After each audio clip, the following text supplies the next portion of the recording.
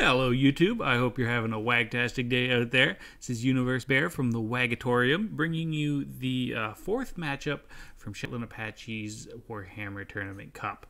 I'm against inPHILtration with his dwarfs here. I was talking to inPHILtration before the game. This is also his first tournament game. We were both pretty nervous about the whole thing. And I think we had a pretty good laugh about how everything was going. So he was a really great guy. I enjoyed playing and talking with him. And I think we have a great game here for you guys. So let's get right into the army composition. I've brought a bunch of orc boys. And the reason I bring orc boys is because they have 8 AP. They have pretty good melee attacks and melee defense, a lot of HP. Against Dwarf Warriors, they'll lose by themselves, but the thing is, when you bring Werzeg, even just with his Bonewood Staff procs, they'll actually win the fight against Dwarf Warriors. With Wog and some of his other abilities like Here We Go and Fist of Gork, they'll actually win those fights and trade more favorably. So I feel like a lot of people don't bring Chaff units and Greenskins against the Dwarves. They bring a lot of Black Orcs, but I actually find with the Orc boys you can go quite wide. Which really helps out your army. And then I also have the Warlords boys for that armor sundering, always useful against the dwarves. And then also the 8 peak loonies, simply because they're not going to break. And they can throw in a little poison there. You can see also have Werzeg with the Goblin Big Bosses, pretty standard build for myself. I usually bring this kind of command center. The idea here is really to goon out his lords. So it usually works pretty well, and I brought quite a few spells with Werzeg. Didn't take the Brain Bursta because they had no real large targets to use it against, which I find is when it's most effective. So I just have Foot of Gork, Here We Go, Fist of Gork, and Brain Bursta. Oop, I guess I do have Brain Bursta. I'm thinking of the Magic Missile one. I can't remember the name of it right now. Brain Burst is here just to proc the Bonewood Staff. In the back here, I have 3 Goblin Rock Lobbers. Something dwarf players usually don't expect is 3 Goblin Rock Lobbas, and the Hammer of Gork is one of them. Really going to be able to put a huge dent in the doors, force them to come forward. Unless the doors bring quite a bit of artillery themselves, especially cannons, it's going to be really hard for them to just sit tight. These guys will slowly get a bunch of work done, and then once they do engage, the orcs will overwhelm pretty easily. I just brought 2 Goblin Archers here. The only reason these guys are here is because one of the good counters to artillery for dwarves, other than counter artillery, is the gyro bombs and gyrocopters. So these guys are just here to chase those away, and if there are none, they could join the front line and support there. You can see way off in the back here, Night Goblin Squid Hoppers. They have anti-infantry and armor piercing. Very good at dealing with the doors. I usually bring them against the dwarves. They can do some backline attacks. They can get into their still fairly heavily armored ranged units. Yeah, super useful. And then I also have a chariot here, Orc Boy Chariot. You know, they're like any other chariot really, but they have huge charge bonus. They have AP. They're just going to do a bunch of damage to the doors who don't really have any large units who can stop the Orc Boy Chariots. I just really want to watch out for Slayers. Now, my opponent inPHILtration here, he's got a Proud and Mighty Onion here, Onion of Steel. He's got miners in the front. 2 of them have blasting charges, so that's going to really mess up my chaff. Definitely a good call.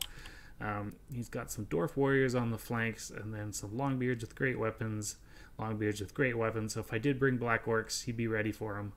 And be able to do some decent trading on that side. He's also got 2 Thunderers. Also good against Black Orcs, which a lot of Greenskins bring.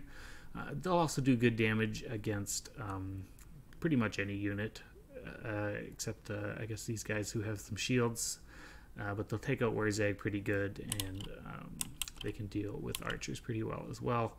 Bugsman's Rangers here, they're going to be stalking in the back. I'm not going to know they're there.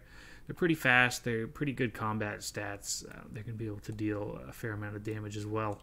And then he does have the Goblaba, who has some debuffs. I think they're leadership based, if I remember. Minus 16 leadership. That's pretty huge against the Greenskins. Definitely a good call. Greenskins route easy enough as it is, so with that debuff, he's really looking to crumple those front lines. Dragonback Slayers here, and then regular Slayers here just to protect the back line. Something you almost always need as the Dwarf player. So without further ado, let's get this thing a-rolling. So I really have no reason to advance here.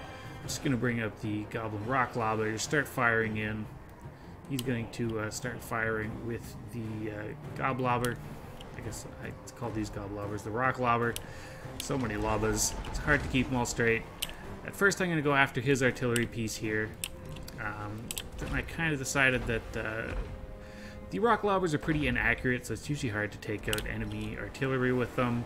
I figured I could probably do more damage to his troops than he could do to mine, or that he could do to my own Lobbas. So I just started focusing those down, really seeing if I could get some value there, weakening his back line before he could get in contact with me. So that was the game plan moving forward. Bringing up these Goblin Big Bosses, trying to make him waste these blasting charges. It usually works in a lot of quick play scenarios. They don't have a lot of armor. You see, I'm going to get a nice one here. Actually get them to blast their own troops. Pretty hilarious stuff, but didn't actually do too much damage there. And they are taking a little bit of Overwatch fire from the Thunderers. Still, it's pretty fun to see that. You can see I'm bringing in these Squid Hoppers. I really want to get on the Goblobber, shut that down, and start getting into his range. He's going to move the Longbeards up. He was moving these Slayers over to the side because those are his fastest units, and he wants to shut down the Rock Lobbas, which is why they're not protecting the back line anymore. And we are engaging at the front. You can see the blasting charges have done some good damage, staggering my troops. I'm bringing in the Goblin Big Bosses because he only has a Ruin Lord. And I'm hoping that because he's unsupported, we could take that out pretty quick. Miners, not too great in melee. They only have 18-18 melee attack, melee defense. So they're going to get taken to Pound Town by these Orc boys here. The Dwarf Warriors are going to last a little bit longer with the Wog. We'll start to notice that they're going to take good damage for sure. I'm going to move these Warlord boys over here. Their Armor Sundering is not going to do anything against the Dragonback Slayers, but I just needed someone to block the Lobba there, make sure they can't get in and shut that juicy stuff down. I didn't get into their Bugsman's Rangers here, but he sandwiched me between two Longbeards, making sure that I couldn't stay in there for very long, and his Longbeards over here have chased off my other Squig Hoppers. So good stuff from my opponent there. I am starting to bring down his Ruin Lord though, so these Goblin Big Bosses doing good work. Bringing in the Chariot. Trying to chase down some of these fleeing units, make sure they don't come back, do good damage. I don't want him shooting a lot of my units, getting some free damage in there. I did bring up these Goblin Archers because there were no Gyrocopters, so I'm trying to take out their Archers with that. Just kind of bouncing around with the Orc Chariot. The front lines are doing pretty good. Where's just sitting in the back? I could probably bring him in if I really wanted to. I was trying to block these Slayers with the Orc boys, but they're going to get in anyway. So there's a little bit of fourth pathing there, which is definitely what he wanted to do. The whole reason the Slayers are back there is to get rid of these Lobbas. And he's starting to break through in the middle here too, so these Goblin Archers are in trouble. You can see his Ruin Lord's broken though. So that's going to really hurt him. That's basically his spellcaster, so he can't cast runes. So pretty much what you see is what you got for his army, unless he comes back. He also fourth passed these Slayers into the Lobbas, so I dropped them, ran away. Forgot to do it with this one, so those guys are going to get taken out. But I switched my arrows to here, try to take some shots off on them. Take off some more damage, pick them off before they can get to the Lobbas. Just chasing down some roaded units back there. You can see this flank we won pretty well. Gonna drop a Here We Go, I think, to try to finish off these Longbeards. And it's not going to touch these Orc boys, unfortunately, so they're not going to win that fight. Hammer of Gork, they finally got some Slayers on it. So these things are getting shut down, but 44 kills, not sure what that one got. 28 kills, and those are all pretty high-ranking Dwarves. Definitely got some good value and forced him to come to me. Which usually messes up a Dwarf player. Just moving around with these Boar Chariots, trying to finish off whatever he's got left here in terms of infantry. You can see the balance of power is really starting to go in my favor. Goblin Big Boss sent him to chase off that Ruin Lord. Didn't want him to come back. Army losses are going to hit, and it's going to keep these Dragonback Slayers fighting. I told them that they had to, you know, live out their oath, as the proud Dali so often do. So just fast forward it here as the guys get sent to the Dwarven afterlife and reclaim their honor, as they should do. Now you're gonna notice that the video keeps going after this, and the reason for that is because the rules in the tournament state that you can only have 5 types of any one unit, and you'll see right here I did bring 6 Orc Boys, so technically this was an illegal army. You wouldn't think Warzag would care much about legalities, but he does when it comes to tournament time, and the rules stipulated that we need to replay this match. I had to take out one of my Orc Boys and just shift it to something else and keep the rest of my army the same, while inPHILtration could redo his army selection. So we'll jump into the second game here and see how inPHILtration has decided to deal with this this setup I have here. So this is the second game I had with inPHILtration. My army is almost exactly the same. The only difference I have is I swapped out some Orc Boys for some Night Goblin Fanatics. Same price, similar combat stats. They have some poison, a little bit less AP, I believe, at 6, and a little bit less leadership. And they do have the Fanatics, which I will definitely forget to use. Everything else is the same. Put my Night Goblin Squid Hoppers on this side because last time they ambushed from this side, so I thought maybe that would help me out a little bit. Everything else is pretty similar. We could take a look at inPHILtration here, and see how he's decided to counter this build, and he's done quite a good job of it. You can see all his great weapon variants are gone. So he has long beards, long beards, long beards, long beards, and that is his front line, which are very good at mulching through things like Orc Boys and Goblins. They have a higher melee defense because they don't have the great weapons, so really much more efficient front line for him. Still has miners with blasting charges, always a good call against chaff. Be able to deal quite a bit of damage before getting into combat. He has 2 cannons here, which are going to be able to take out my artillery and snipe Warzag, as well as these chariots and the flame cannon to do a ton of damage to my front line. And also they can snipe out Warzag pretty good as well. I knew he was going to go one of 2 ways. He's either going to bring a bunch of artillery to counter my artillery, or he was going to bring some gyrocopters. I was really hoping he was going to bring some gyrocopters because I knew I had the tools to deal with that. I knew if he brought a bunch of artillery, especially cannons, there wasn't much these rock lobbers would be able to do in terms of competing with them. So definitely not too happy to see that, but that was definitely the better choice from inPHILtration's side of things. You can see he's opted for Belgar Ironhammer, a little bit tougher. I'm sure he noticed that his Ruin Lord got ganked by the Goblin big bosses, so he's countering that as well. Very smart. And then bringing in Ruinsmith for his ruins. He still has 2 Slayers, protect his backline. He has the Bugsman Rangers. He doesn't have a lot of armor, so he doesn't have to bring Thunderers. And then some more miners with blasting charges in the back. So it'll be interesting to see how a different Dwarf build takes on something that won the last round. So let's see how this plays out. Flame Cannon opening fire right away. I'm just going to charge in here because I know his cannons can take down my artillery pretty quick. You see that Flame Cannon actually does good damage on Warzag, and I don't think I was really expecting that. I noticed it now. Try to get him to move around, make sure he's not taking shots. I'm not sure where the cannons are firing, if they're firing on him, or if they're firing at the artillery. Looks like they're firing at the artillery, which is definitely a good call. You want to get rid of that. It's the reason why you bring the cannons in the first place, really. Trying to get in here. Going to be a pretty smooth frontline engagement between all these guys.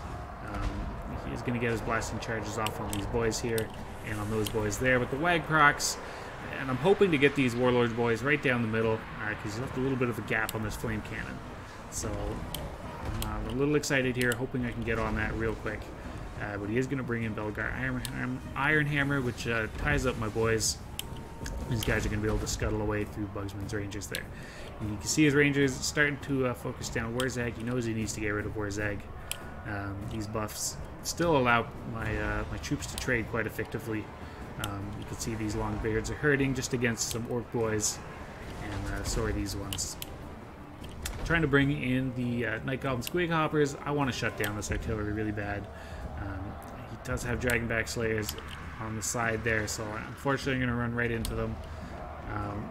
Get in there a little bit, but I got to get out of there right away. These guys are going to be a little bit more lucky.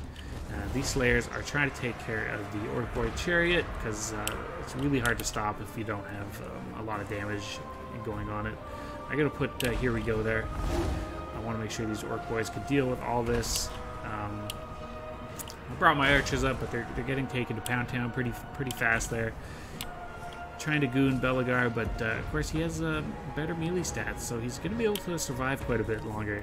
My goon isn't going to go as smooth as it did last time, and the artillery and the archers really taking down Warzag here.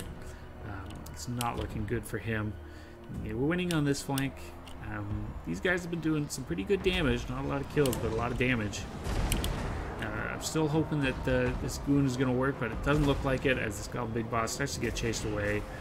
Trying to bring in more Squid Hoppers to take care of some of the ranged here. We do get rid of one cannon, but really we need to get rid of this flame cannon. I got Slayers chasing me. I'm going to try to bust through here with them.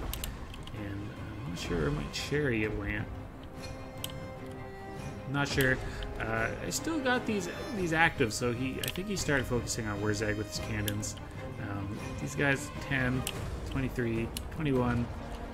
Still getting some value, maybe a little bit less effective than last time. You can see the Orc Chariot trying to come in, get his back line, which you really need to take down.